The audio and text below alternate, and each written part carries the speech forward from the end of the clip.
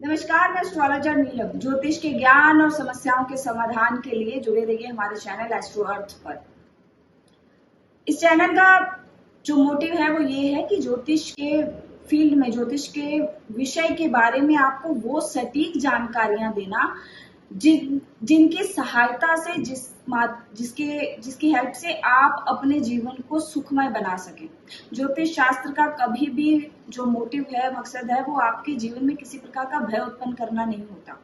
ज्ञान कोई भी हो, वो आपको प्रकाश की ओर लेकर जाता है। जीवन में अगर आप किसी मुसीबत में, किसी परेशानी में चल रहे हैं, तो ज्योतिष शास्त्र आपके ग्रहों की स्थिति देखकर ये बता सकता है कि इस समय, इस टाइम पीरियड में आपको ये कष्ट आएगा और इस कष्ट से बचने के लिए आप किस ग्रह, किस देवी देवता, किस कर्मों का आपको अनुसरण करना है, जिससे कि इस कष्ट से लड़ने की आपको जो है शक्ति मिले। ग्रहों के गोचर टाइमली चेंज होते रहते हैं, ग्रहों की पोजीशंस जो है वो चेंज होती रहती है, इसीलिए हर दिन एक जैसा नहीं होता। जो ग्रह है वो अपने गोचर से, अपनी दशा महादशा से आपके जीवन पर अच्छा बुरा इम्पैक्ट डालते हैं। अगर आप ग्रहों को समझना शुरू कर देंगे तो आप जानेंगे कि किन किन वीक पॉइंट्स पर आपको काम करना है और आपके स्ट्रेंथ, आपके जीवन में कौन सा ग्रह बनकर आता है।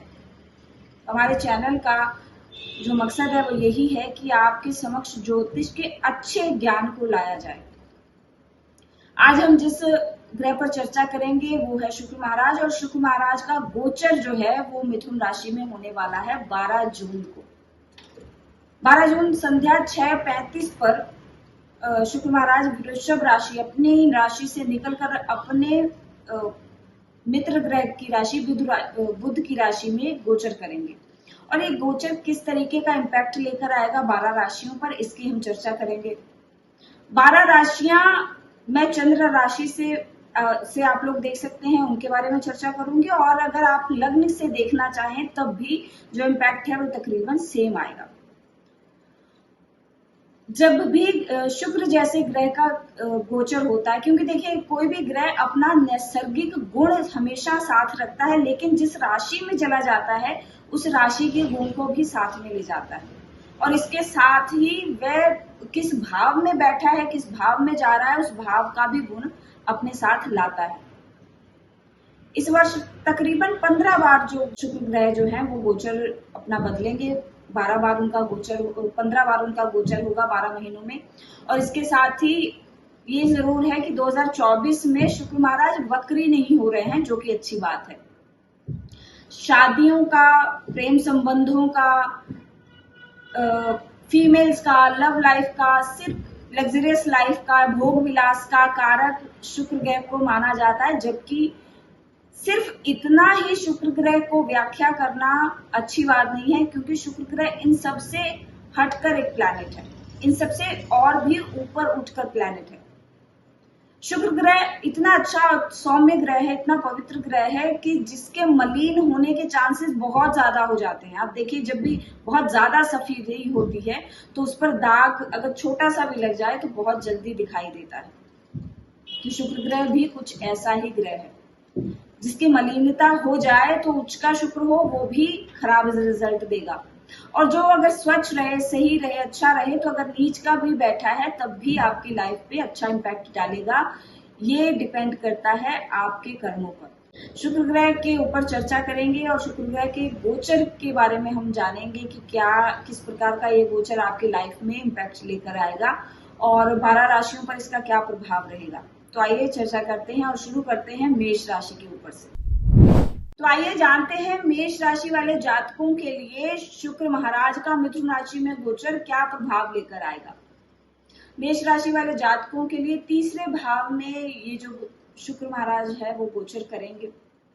यूं तो अभी शुक्र महाराज की स्थिति जो है वो वृषभ में चल रही है। वृषभ से निकलकर वो अपने मित्र ग्रह बुध की राशि में गोचर करेंगे।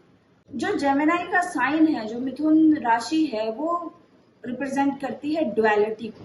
द्विस्वभाव राशि है ये। और यहाँ पर शुक्र यूं तो अपने मित्र ग्रह की राशि में आ रहा है, लेकिन बहुत सारी ऐसी चीजें, बहुत सारे ऐसे अपने गुण भी लेकर आता है जहां पर आपको बहुत सारी चीजों का ध्यान रखना होगा। देखिए, शुक्र ग्रह हमेशा सौम्यता के साथ साथ चीजों को बड़ी ही ब्यूटीफाई कर देने का भी प्रतीक माना जाता है। आप किसी भी चीज को प्रेजेंट कितना अच्छा करते हैं, ये शुक्र ग्रह बताता है। आप किसी भी ग्रह के प्रति, किसी भी रिलेशनशिप के प्रति कितने डिवोटेड हैं, इसको भी शुक्र ग्रह रिप्रेजेंट करता है। आपके जीवन में भोग विलास कितना है, सुख कितना है, ये भी शुक्र ग्रह रिप्रेजेंट करता है। और थर्ड हाउस में आकर ये स्थिति जो है वो बन जाती है। थर्ड हाउस किस चीज को रिप्रेजेंट करता है? आपकी छोटी यात्राओं को। थर्ड हाउस रिप्रेजेंट करता है इरेक्शन को, उत्तेजना को। थर्ड हाउस रिप्रेजेंट करता है आपके सिबलिंग्स को, भाई बहनों को, पराक्रम को, आपके नेबर्स को। अब इन सभी एस्पेक्ट्स में शुक्र के जब भी जेमिनाई में आएगा, इन सभी एस्पेक्ट्स में आपको कहीं ना कहीं चेंजेस देखने को मिलेंगे। आजकल तो ऑनलाइन जो भी गतिविधियां होती हैं वो थर्ड हाउस से देखी जाती हैं, और ऑनलाइन गतिविधियां कितनी ज्यादा हो रही हैं आप सबको जानकारी है इसके बारे में। तो यहाँ पर शुक्र महाराज के आ जाने का प्रभाव ये रहेगा। देखिए, पहली चीज तो ये होगी कि आपकी जो महिलाएं मित्र हैं, जो फीमेल्स फ्रेंडशिप करने के जो चांसेस हैं वो बढ़ने शुरू हो जाएंगे। इस समय आपका मन थोड़ी भटकाव की स्थिति में आ सकता है। किसी फीमेल का सपोर्ट मिले, ये भी इंडिकेट करता है थर्ड हाउस में या जेमिनाई साइन में वीनस जब आ जाता है।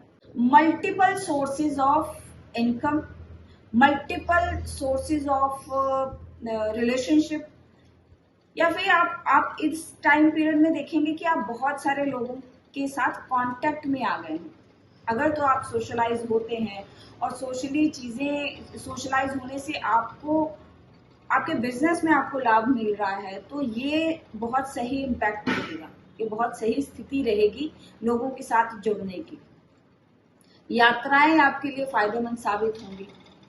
थर्ड हाउस में जब भी शुक्र महाराज प्रवेश करते हैं, तो ऐसे में देख लीजिए, आपको जो भी अगर शादी की बातचीत आपकी चल रही है, या फिर आप कहीं किसी रिलेशनशिप में जाना चाह रहे हैं, तो जो आपकी पार्टनर होगी वो काफी करेजियस होगी।